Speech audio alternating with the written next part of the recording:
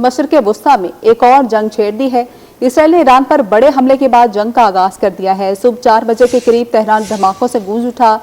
Israeli 200 जंगी तैयारों ने Iran पर 100 मुकामात पर 300 से ज़ायद हमले किए हैं, और जिसमें जोहरी, फौजी तनसीबात और अवामी मुकामात को निशाना बनाया गया है। शहर में ईरान की मरकजी जोहरी प्रोग्राम के सेंटर पर फ़ज़ाई बमबारी की गई, जिसमें रिएक्टर तबाह हो गया है। ईरान के सरकारी मीडिया ने ईरानी मुसल्लह फ़ौज के chief of staff major general Mohammad Bagheri की शहादत की भी तस्दीक कर दी है।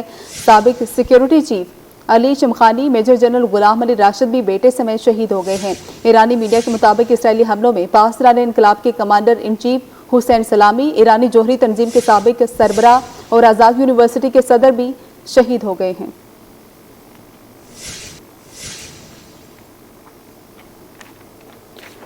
इसी पर बात करते हैं, दिफाई तज्ज़ियाकार अब्दुल्ला गुल साहब हमारे साथ मौजूद हैं। सर, बहुत शुक्रिया आपके टाइम का।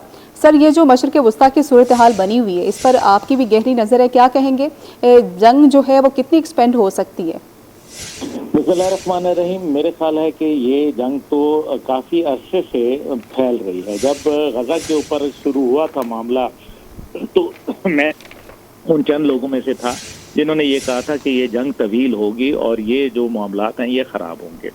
अभी ये देख लीजिए कि किस तरीके से ये ईरान के ऊपर हमला हुआ, सरासर नाजायज़, सरासर ज़्यादती, और बाकायदा जो आर्टिकल 51 है जो यूनाइटेड नेशन का, उसके तहत जो है ये ईरान को हक हासिल है कि वो अपना दिफा करे।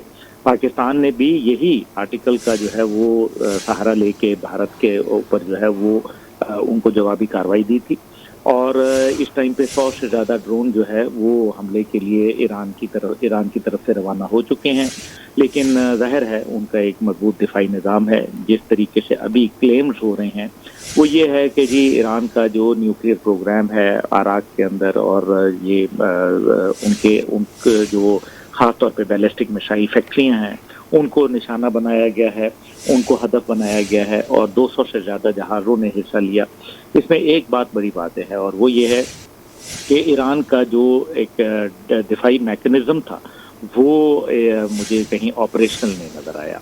मुझे इस बात का बड़ा दुख है, क्योंकि ईरान का जो या एंटी एयरक्राफ्ट जो निज़ाम था वो अगर मौजूद होता तो फिर इस तरह से 200 जहाज़ों में से कम 2-4 जहाज़ तो गिराए जा सकते थे।